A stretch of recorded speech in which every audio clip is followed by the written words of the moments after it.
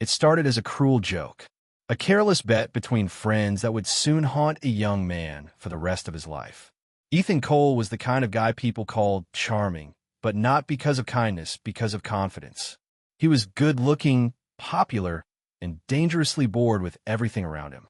His friends knew it, and so one night at a loud downtown cafe, after too many laughs and too much arrogance, someone challenged him to ask out the quietest girl in their college. The one nobody ever noticed, the one who always sat in the back of the class sketching instead of talking. Her name was Lila Hart. The dare was simple. Take her on a date, post a photo, make it look like the beauty and the geek moment of the year.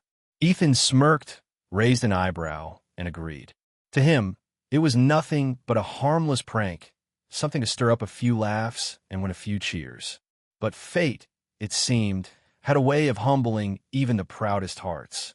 Before we go deeper into this story, if you believe in kindness, second chances, and the power of love that heals the heart, please like, comment, share, and subscribe to Silent Hope, where stories touch souls and remind us what truly matters. The next morning, Ethan texted her. His message was casual, careless, with the kind of tone that screamed insincerity. But Lila, after a moment's hesitation, said yes. She had seen him around campus, of course. Everyone had. And though she'd never dared to imagine he'd notice her, there was something strangely hopeful in that message. For her, it wasn't a joke. It was a chance to step out of her shadow, even if just for one evening. When Saturday came, Ethan showed up 15 minutes late. He expected awkwardness, maybe even disappointment. But what he didn't expect was the sight that met him when Lila arrived. She wasn't wearing anything flashy, just a simple white dress, a sketchbook tucked under one arm, and a quiet smile that held both shyness and strength. Her eyes met his, not with admiration, but with calm curiosity. It was the first time someone looked at him without expecting anything. Not attention, not validation, not charm. The restaurant was small, hidden between old brick buildings, the kind of place where time seemed to slow down. As they sat, Ethan tried to lead with his usual jokes, expecting her to blush or giggle. Instead, she listened, truly listened, and when she spoke, her words were thoughtful, genuine, unafraid of silence. She told him about her art, how she drew people not for how they looked, but for what they seemed to feel when they thought no one was watching. There was something about that, about being seen, not for his image, but for something deeper, that unsettled Ethan. He found himself putting his phone away. For the first time in a long while, he wasn't pretending to be interesting. He was actually interested. As the evening went on, he realized Lila wasn't shy. She was just careful. Life had taught her to protect her softness. Her father had passed away when she was 16, leaving her and her mother to rebuild life from the quiet ruins of grief. Art became her refuge. Drawing faces, moments, memories, it was how she made sense of a world that had taken so much. Ethan sat there, listening, feeling something he hadn't felt in years, humility. When the date ended, he walked her to her car. She smiled again, small and sincere, and thanked him for a lovely evening. He almost told her the truth right there, that it had all started as a dare. But something in him couldn't bear to ruin that smile. So, he watched her drive away, unaware that his silence would soon become the heaviest truth he'd ever carry. Days turned into weeks, and Ethan couldn't stop thinking about her. He started showing up where she sketched, sitting near her in class, asking questions, listening. Lila, at first, was cautious, but slowly she began to trust him. For the first time, Ethan's laughter wasn't laced with arrogance. He found himself wanting to be better, just to be worthy of how she saw him. But secrets have a way of catching up. One evening, as autumn painted the town gold and red, Lila received a message she wasn't meant to see. One of Ethan's friends had sent him a screenshot from that night, the group chat where it all began. The words were cruel, mocking, and undeniable. "So how's your art girl experiment going, Cole? She fallen for it yet?" Lila froze. Her hands trembled as she scrolled. Every line, every emoji felt like a blade. The date had been a joke. The kindness, the interest, the connection, all of it had begun as entertainment for his friends. She felt her heart crack under the weight of humiliation. The next day, She didn't show up for class. Ethan tried to reach her, but she didn't answer. He went to her art studio, but it was locked. For days, she vanished from his world, and for the first time, he understood what it meant to lose something pure. He couldn't sleep. The guilt clawed at him, raw and relentless. He deleted the group chat, blocked his friends, and started spending nights staring at the sketches she had gifted him. Drawings of people, of emotions, and one small portrait of him, smiling, unaware of what he'd done.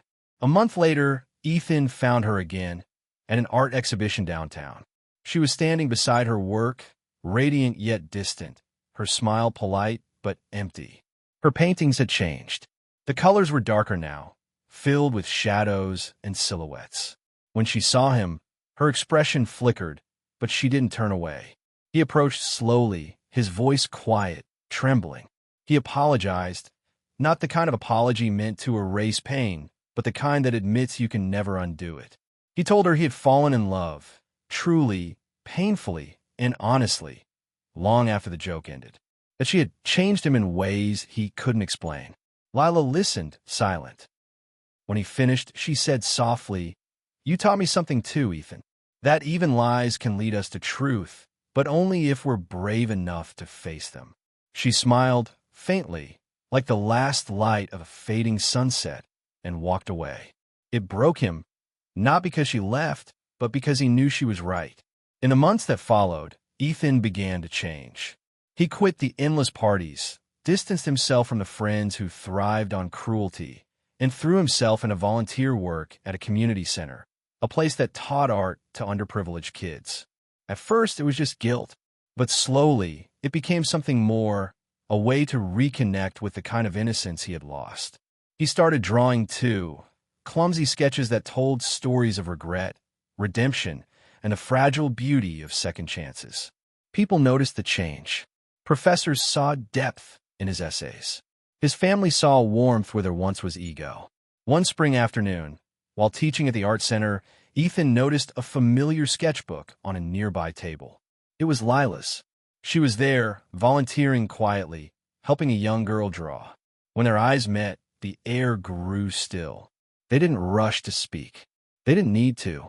The silence between them held everything. The pain, the growth, the lessons.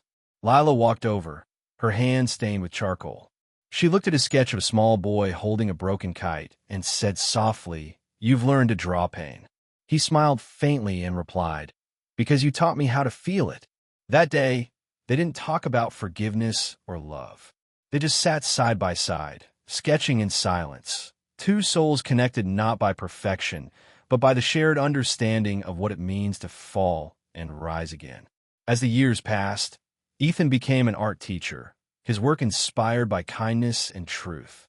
His classroom walls were filled with drawings from children who believed in beauty, not mockery.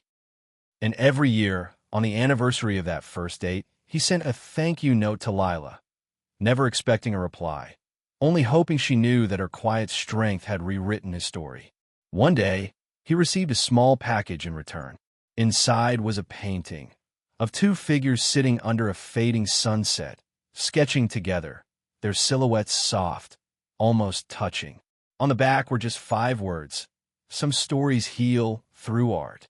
Tears blurred his vision as he placed the painting on his classroom wall. For the first time, he realized the joke that began his downfall had become the miracle that saved his soul. He never stopped believing after that. In kindness, in second chances, and in the strange, unexpected ways love finds us when we least deserve it. If this story touched your heart, please don't forget to like, share, and subscribe to Silent Hope, where every story reminds us that even broken hearts can heal, and even mistakes can lead us home. Before we end, I have one special request. Tell me in the comments. Do you believe people can truly change if they are given a second chance? Because sometimes one small act of kindness is all it takes to change someone's entire life.